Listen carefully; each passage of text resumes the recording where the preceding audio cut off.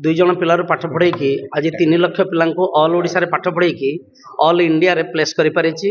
सबुठु turning point life रो Thai गोटे +2 and +2 रे पिलाटी doctor हम इंजीनियर हम कि अलग को लाइन रे जीवो तांको प्रॉपर गाइडेंस आजिकली मिलुनी। आ एलआईटी संस्थाटी अनेक दिनरू यंग युवक युवती मानकू सॉफ्टवेयर और टेक्नोलॉजी कोर्सेस रे पाठ पढ़ाई चाकरी रे प्लेसमेंट करि पारुची।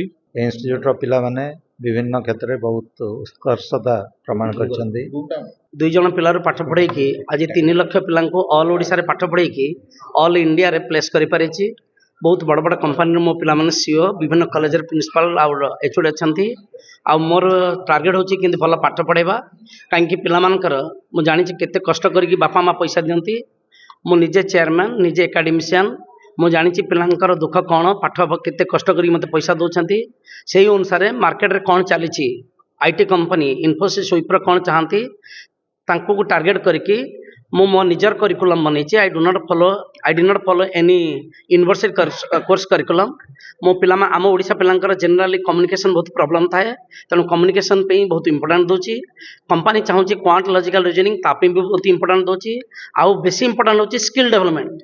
मो पिला अनाथ हेबेनी केमिति भल पाठ पढ़ी कि एआई हो कि फ्रंट एंड हो कि बैक एंड हो विभिन्न स्किल शिखिबे आउ शिखिकी पिला माने केमिति ओडिशार गर्व रखिबे आउ समस्त केमिति एंगेज हेबे काहेकि समान चाकरी कले पैसा केवल तांको पे कमाउ नाहांती तांको परिवार तांको गाँ देश पे होची। सबुठु टर्निंग पॉइंट लाइफ रो थाई गोटे +2 एंड +2 रे पिलाटी डाक्तर हम इंजीनियर हम कि अलग को लाइन रे जीवो तांको प्रॉपर गाइडेंस आजिकली मिलुनी। आपण माने जानुछंती बापा माँ एते ओरिड को लाइन रे छाड़िए बोली किछि जानु नाहांती तो आमे गोटे +2 रो खोलिचु केमती IIT level medical level preparation करिवु छुआ मानकू +2 उपरे +2 सइला परे काले पिलाटी बेकार हे जीवो सेति आमर टेक्निकली जो कोर्स अछि जोटा कि हम ओडिसा रे अन्यतम केमती पिला माने 3 वर्षर पाठ पढ़ी 18 वर्षर पिला +2 पास पर 21 वर्ष है बारे सी गोटे चाकरी पाई दैट गोटे एमएनसी रे ताठू गोटे गर्वर जिनस मत लगुच आउ किछि नाही। बापा माँ मैंने जो चिंतार बुलूंट जे आम पिलाटी कौन करेंगे से चिंता दूर करने आम प्रयास करूँ। हाई लेवल ऑल एमएनसी सहित मु निजे जाई तांको सहित कथबार्ता करी आम पिला प्रिपेरेसन करी इंटरव्यू करी आम चाहूँ 21-22 वर्ष पिलाटी चाकरी करू। आ एलआईटी संस्थाटी अनेक दिनरू यंग युवक युवती मानकू सॉफ्टवेयर और टेक्नोलॉजी कोर्सेस रे पाठ पढ़ाई चाकरी रे प्लेसमेंट करि पारुची। तेणु एलआईटी इंस्टीट्यूशन टी समाज पाई एक यूजफुल काम करुची। तांकर वार्षिक उत्सवटा गोटे इम्पोर्टेंट दिवस एठी हमर फाउंडर चेयरमैन तांकर डायरेक्टर तांकर फैकल्टी मेंबर्स पिला मानक संगे इंटरेक्शन करिवार सुयोग मिलला।